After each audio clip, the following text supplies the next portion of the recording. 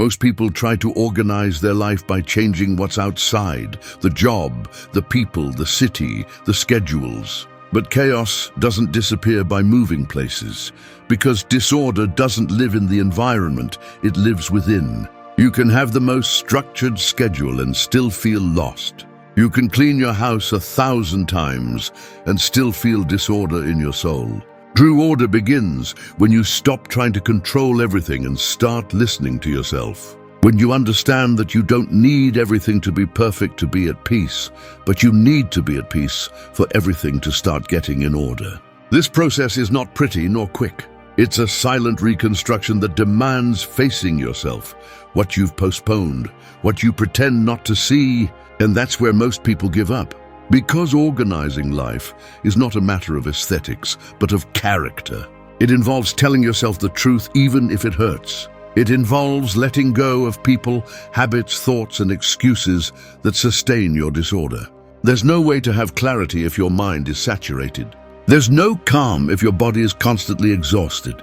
There's no coherence if your emotions rule more than your reason. Inner order is not achieved when everything fits, but when you learn to hold yourself up, even when nothing does. This video is not trying to tell you what you already know, but to remind you of what you've forgotten, that the power to balance your life begins with you, not outside, not tomorrow, here and now. Because whoever manages to master themselves no longer needs to control anything else. When master your attention is the battlefield where your destiny is decided. Everything you are, do, or feel depends on where you direct it. And if you don't control it, someone else will do it for you. Today, we live in a silent war for your focus. Notifications, distractions, comparisons, and stimuli that tear you away from the present. Most people no longer think, they just react. They run, but they don't know where to. They speak, but they don't listen to themselves. They want everything, but they don't focus on anything. And there lies the real chaos, not in the world, but in the scattered mind that tries to encompass everything without understanding anything. Mastering your attention does not mean living in isolation, but learning to choose what you give energy to and what you do not. Because every thought you feed becomes a seed that will grow within you. Do you really want your mind to be a garden full of noise, guilt, and anxiety? Attention is the filter that decides what stays in you. That's why you must train it like a muscle. Turn off the external noise.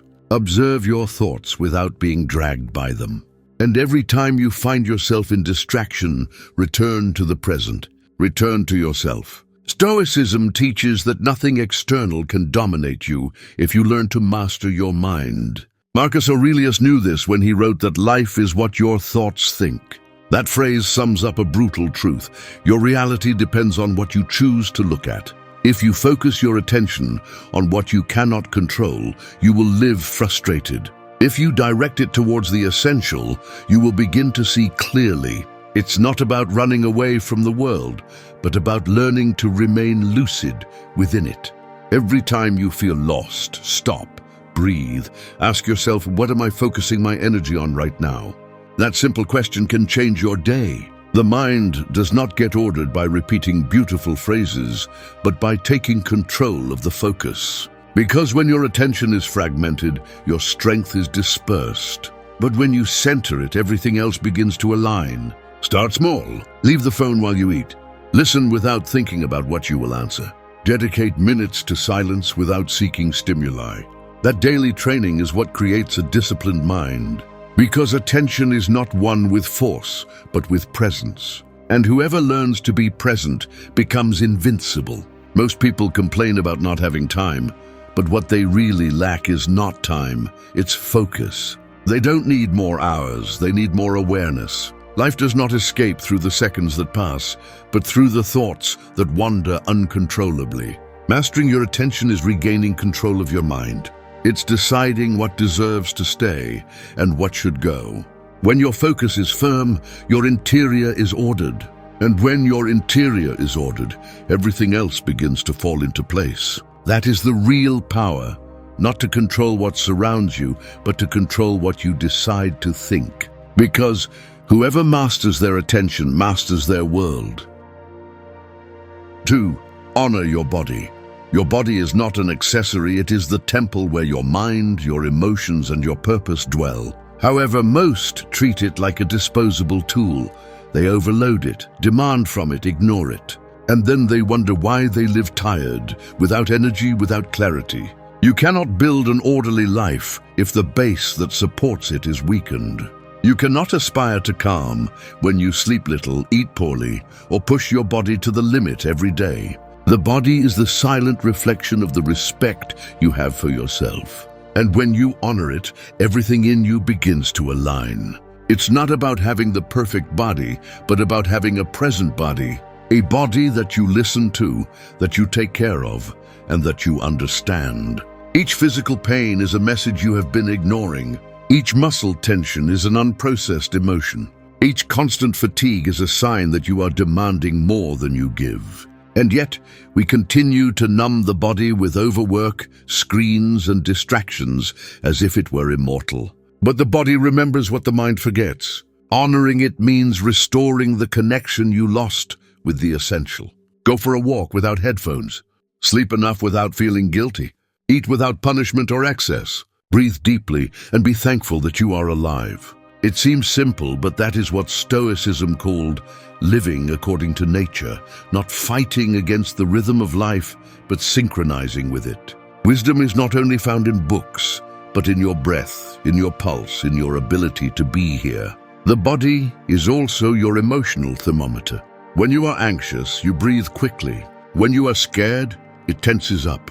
When you deny what you feel, it gets sick. You cannot separate mind and body because they are one system.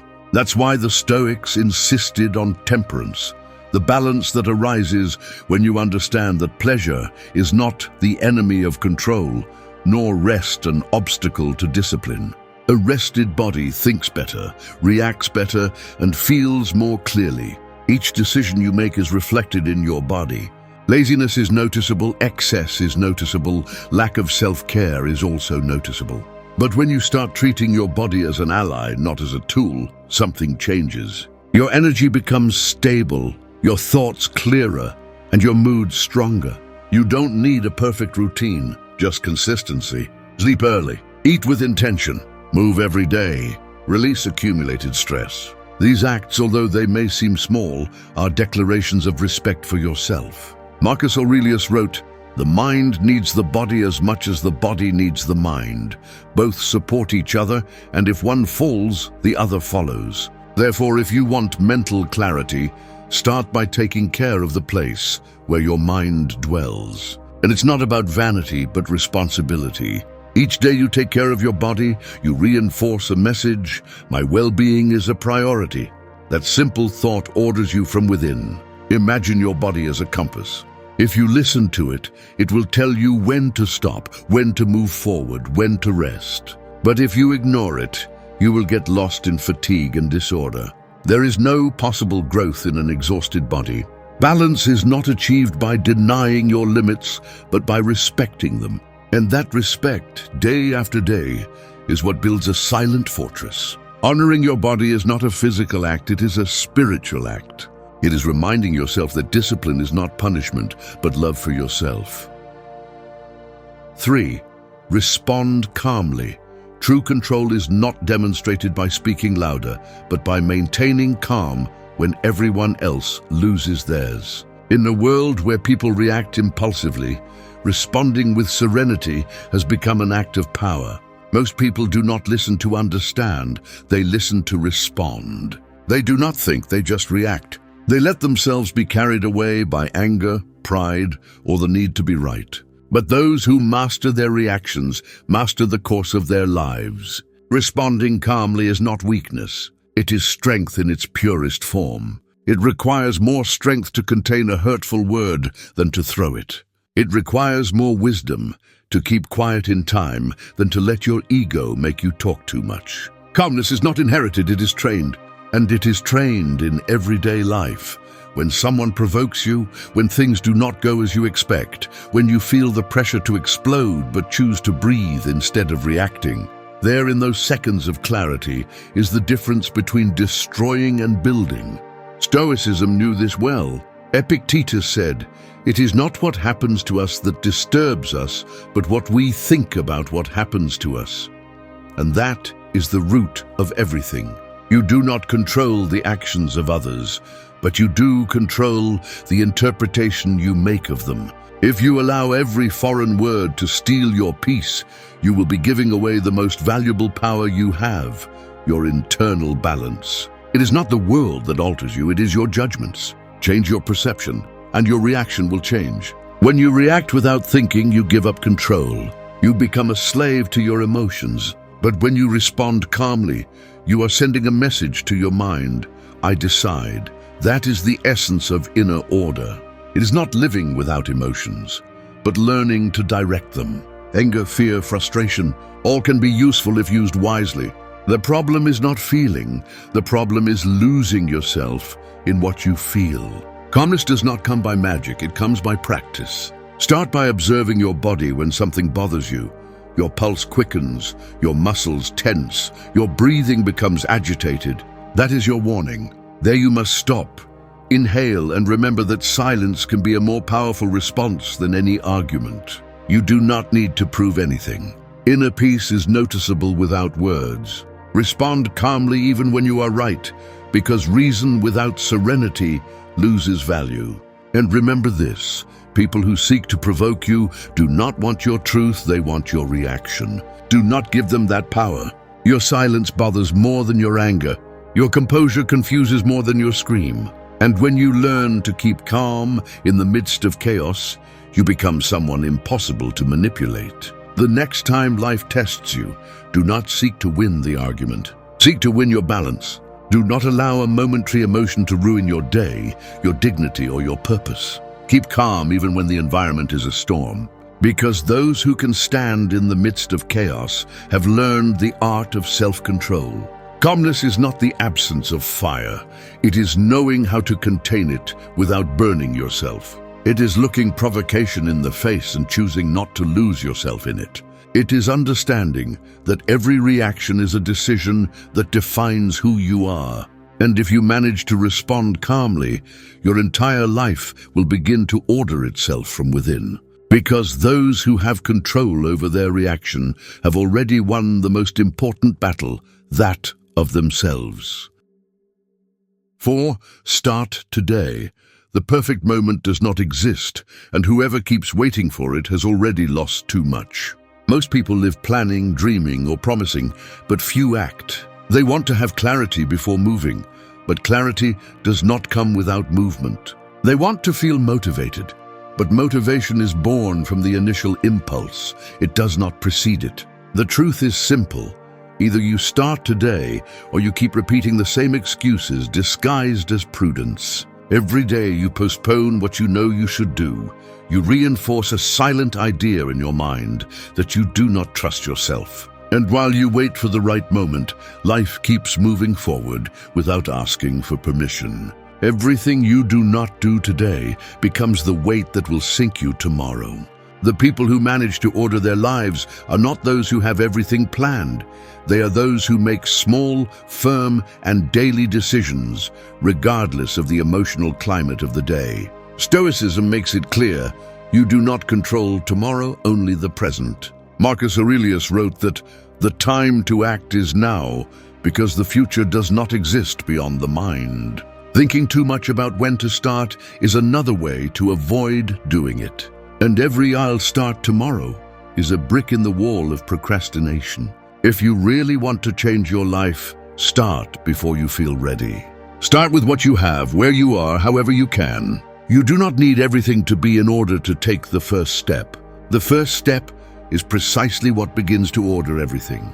Fear does not disappear with reflection, it disappears with action. Confidence is not found in books, it is built by walking. No one reaches the top by analyzing the map forever, but by moving forward decisively. You do not have to do it perfectly, you just have to do it. Every day you waste, someone else is moving forward, not because they are more capable, but because they had the courage to start. Do not confuse movement with progress. It's not about being busy, but about doing what really matters. Get up early, check your priorities, eliminate distractions, and act. Even if it's a small step, a minimal advance. Because the small repeated consistently becomes big. Start today to order your space, your mind, your routine. Stop saying later and say now. That word changes your energy. It changes your focus. It changes your life. Do not underestimate the power of a simple start. Read 10 pages, exercise for 20 minutes, write your ideas, turn off your phone for an hour. These are tiny acts that break inertia. And breaking inertia is half the victory. The day you decide to start, something in you awakens. You are no longer the victim of your thoughts. You become the creator of your results. It does not matter if you fail. The important thing is not to stop. The mistake teaches more than the weight. No one learns to master their life by observing, but by experiencing. So start today, not because everything is clear, but precisely because it is not. Start even if you tremble, even if you doubt, even if you make mistakes. Because every step, no matter how small, brings you closer to the version of you that no longer gives up. That disciplined, serene and firm version that knows that inner order is not found by thinking but by acting. There is no tomorrow for those who have clarity today, and there is no destination for those who do not dare to move forward. Start today even if the path is not defined, because if you keep waiting for the perfect moment, that moment will be your excuse not to live. 5. Let go of what weighs you down. You can't move forward if you walk carrying what you should have left behind. Life doesn't get disordered due to lack of time, but due to excess emotional weight. People, guilt, resentments, expectations, fears, all that you keep inside prevents you from moving freely. You want to build a new life, but you still inhabit the old one in your mind. True order is not achieved by accumulating more, but by letting go of the unnecessary. Most cling to what hurts because they confuse letting go with losing. But letting go is not giving up. It's freeing up space for the new to come in. Clinging to the past doesn't give you stability. It gives you chains. And the tighter you hold, the more you exhaust yourself. The saturated mind can't think clearly. That's why, when everything seems confusing, you don't need to add more, you need to take away. Remove thoughts that don't serve you. Remove people who subtract from you. Remove worries you can't solve. The Stoics understood that suffering is born from wanting to control what can't be controlled. Epictetus explained it bluntly: don't seek for things to happen the way you want them to, but wish them to happen as they should, and your life will be serene. That is the essence of letting go. It's not about forgetting, but accepting. Accepting that there were things that didn't turn out as you expected, that some people didn't stay, and that certain paths were not for you. Resisting that truth is what keeps you trapped in a cycle without progress. Let go of the need to understand everything.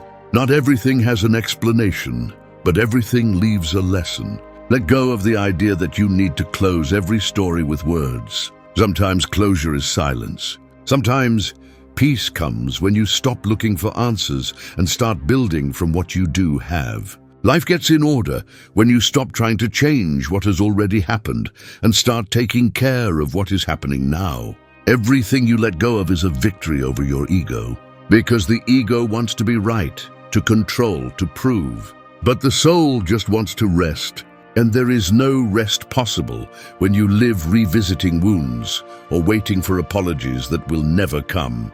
Inner freedom begins when you choose your peace over your pride.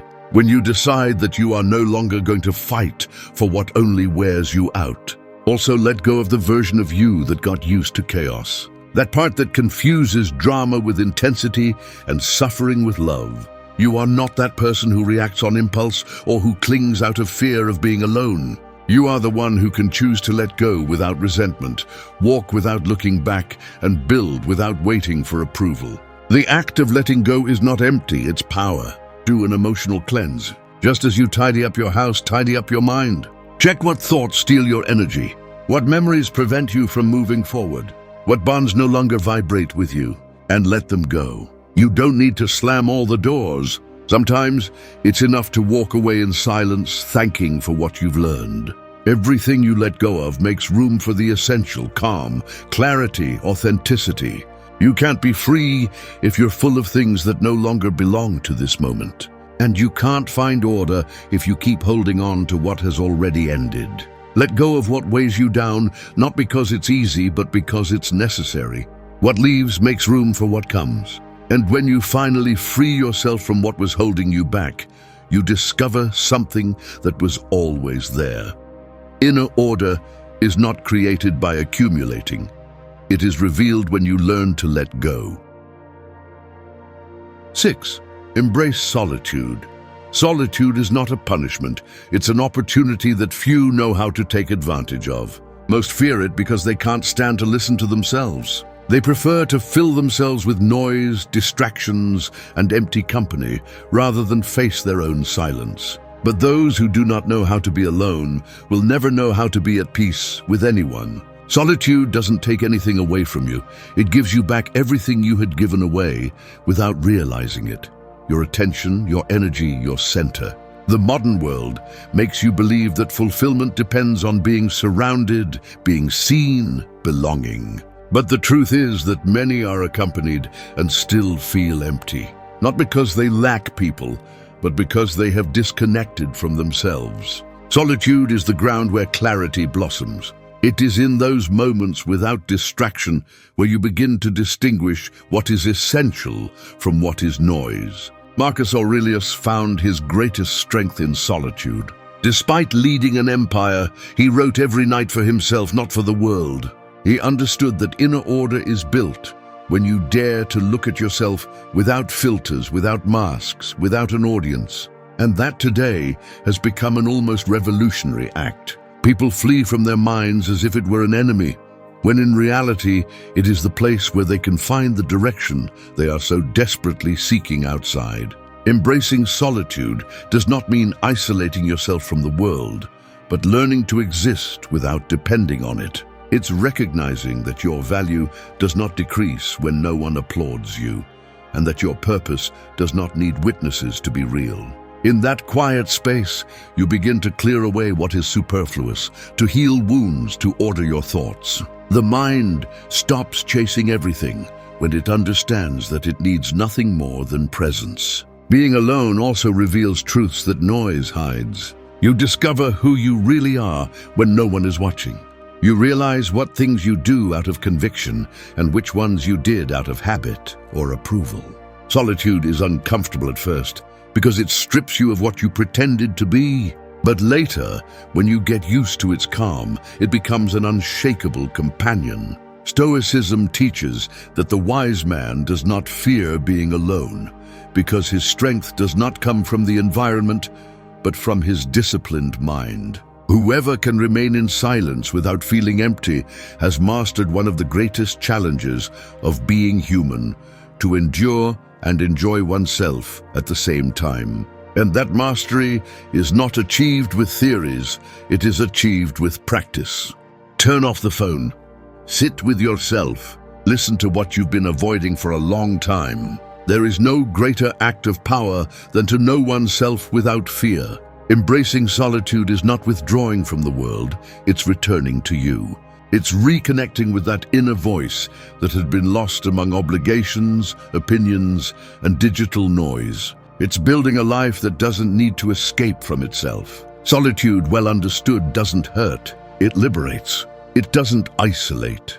It purifies. Inner order is born when you stop seeking refuge in others and start building it within you. There, in that silence where no one distracts you, you discover what really matters. And when you manage to feel complete in solitude, no loss can bring you down, no abandonment can break you. Because you're no longer looking to fill voids, but to share abundance. That is true freedom, to be with yourself and feel that nothing is missing. 7. Validate your worth. Waiting for others to recognize you is the slowest way to destroy yourself. External validation is a drug disguised as approval. At first it lifts you up, but then it makes you dependent. When your worth depends on the gaze of others, you become a reflection of their expectations. You live trying to please, to fit in, to be enough according to standards that were never yours. And so little by little you lose yourself. Validating yourself is not arrogance, it's maturity. It's understanding that you don't need applause to know you're doing well. It's looking at your own progress without comparing it to anyone else's. It's recognizing that you're valuable even when you're not producing, that you're enough even when you're not shining. Most people seek approval because they don't know how to be at peace with their own silence. But the most powerful recognition is the one that comes when you do the right thing even if no one notices. Stoicism taught that a man's worth is not measured by what he has, but by what he can lose without breaking. Seneca said, "The wise man is sufficient unto himself, though he needs friends." That phrase is a lesson about balance. It's not about closing yourself off to the world, but about not becoming its emotional slave. External validation can be a compliment, but it should never be a requirement. Every time you seek confirmation from someone, you give away power. It's as if you're saying, "My worth depends on your approval," and in that moment you disconnect from yourself. People change, recognition changes, but your essence shouldn't.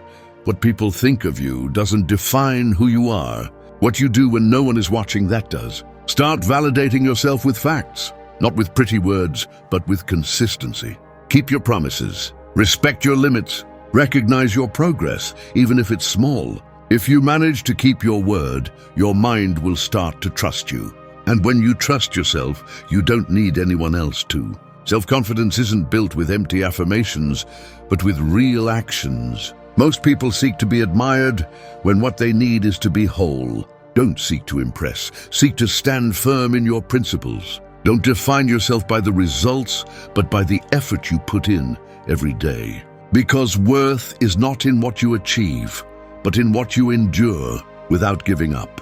There will be days when no one recognizes what you do. No one will see your efforts, your sleepless nights, your internal battles. And that's when you need to validate yourself the most. Not because you're perfect, but because you keep trying. Recognize yourself for your persistence, for your courage, for your ability to keep going even when there are no witnesses. Validate your worth without comparing yourself. Each life has its rhythm, each person their process. You don't need to stand out, you need to be true to yourself. When you learn to value yourself from within, you stop chasing the superficial.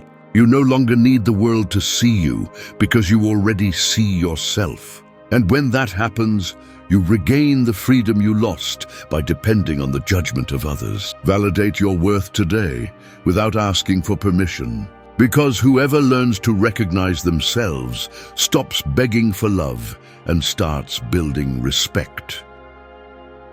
8. Choose progress. Perfectionism is the most elegant trap of self-sabotage. It makes you believe that you're not ready, that something is still missing, that you could do it better.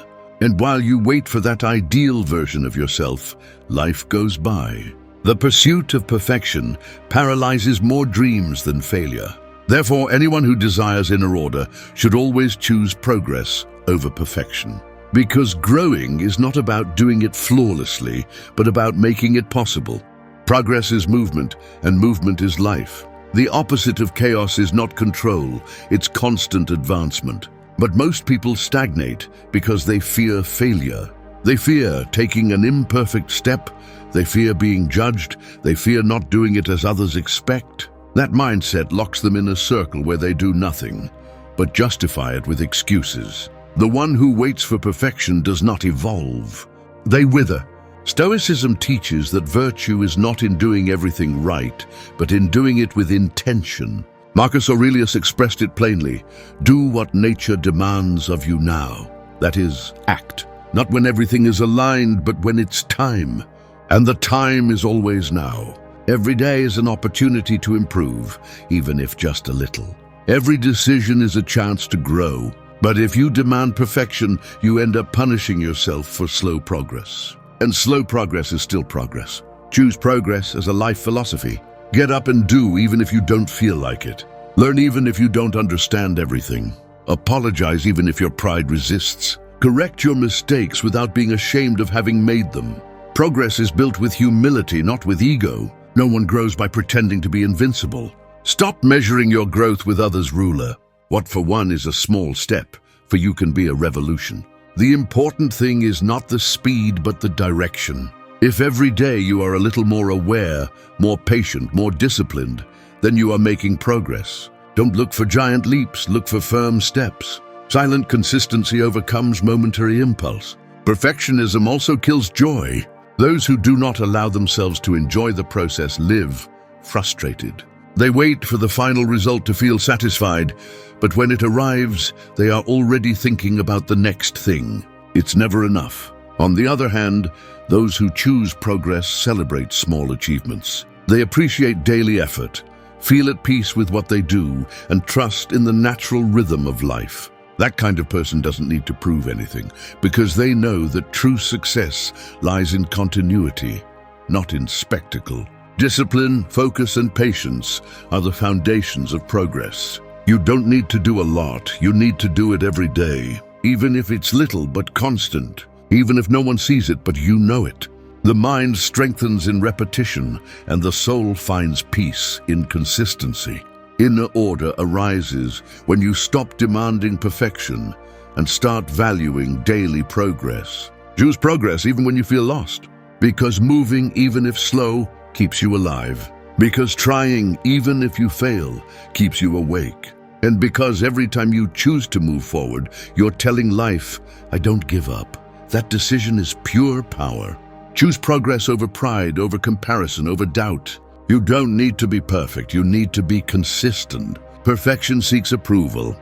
Progress seeks evolution. And those who choose to evolve every day, even if just a little, end up achieving a peace that perfectionists will never know. Because order is not achieved when everything is flawless, but when you choose to keep going, even when nothing is. Thank you for staying until the end of the video.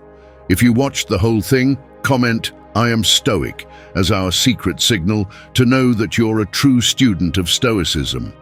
Don't forget to subscribe and give the video a like if you enjoyed it. See you in the next video, and remember, keep cultivating your Stoic mind.